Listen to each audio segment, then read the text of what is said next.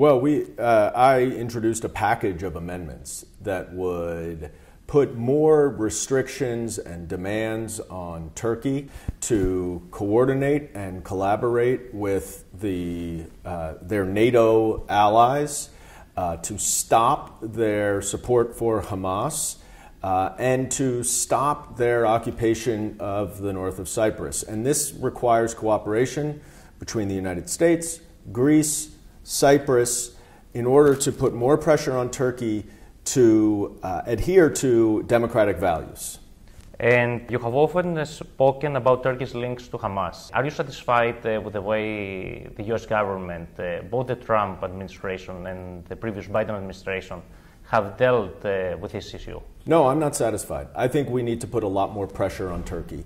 I understand that they are a NATO ally, that they're a critical ally in the region on a number of different issues.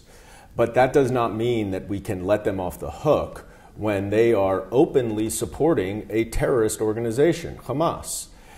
They need to be held accountable. They need to be pressured more seriously about that, because we cannot have an ally that is supporting terrorism against other democratic allies. For which reason do you attribute this hesitation to take strong action against Turkey? I think it's because there is a lot of cooperation with Turkey on a number of different issues related to Russia, related to other international matters. And we would like for Turkey to continue to be an ally. But Mr. Erdogan continues to push in an opposite direction, having now jailed his potential opponent in an election. He is moving more and more towards an authoritarian, non-democratic state. And we have to oppose that, especially for a NATO ally. And so some of the bills the amendments in the NDAA and the bills that will continue pushing forward require more oversight by the United States of Turkey and where our weapons are going and being used, what our support is being used for, and to put more restrictions on Turkey's use of the military aid that we are providing them. Do you have maybe some details that you can share about how you will continue pushing for that action forward? Well, these amendments that we offered are also standalone bills. They're bipartisan. This is something that both Republicans and Democrats agree with.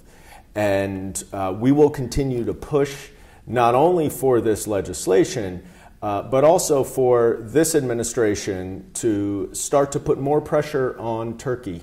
Donald Trump has shown that he is willing to use his pulpit to aggressively go after our allies. And he should be doing that with Turkey as well as other allies when Turkey is also on one side fighting against democracy. There is still in place an amendment in the NDA that prohibits Turkey to acquire F-35 aircraft.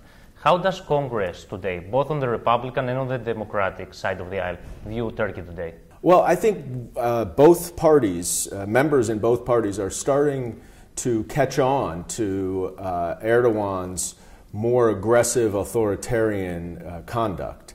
And we are, in a bipartisan way, pushing for there to be more restrictions on what our support is for Turkey until they stop supporting Hamas, they stop allowing money for Hamas to funnel through Turkey, they stop allowing Iranian terrorist organizers to operate in their country.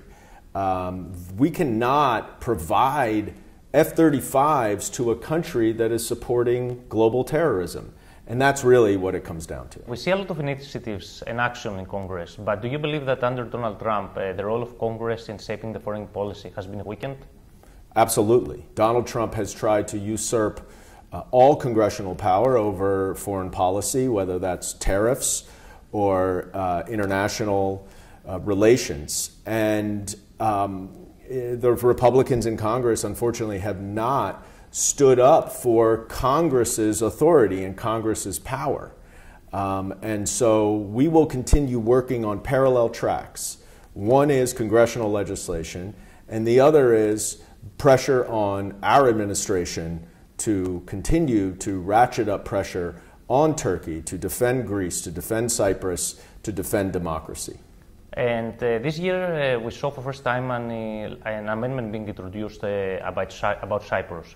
Why did you decide to take such an action? And do you think over the decades the US has pushed enough for a fair solution in Cyprus? No, I think Cyprus is an example of where Turkey and Erdogan would like to go. And the fact that Turkey still occupies the northern part of Cyprus is problematic and is unacceptable. And so I think it's important to elevate the issue of Turkey's occupation of northern Cyprus, Cyprus is an ally of the United States. It's a democracy, and we need to be out there protecting democracies all over the world from the growing anti-democratic forces that are growing in Turkey and China and Russia and Iran and North Korea, and they're now starting to join together, and that's very, very dangerous for our own national security as well as that of our partners in the Eastern Mediterranean. Thank you very much for your time. You got it. Thank you. Thank you.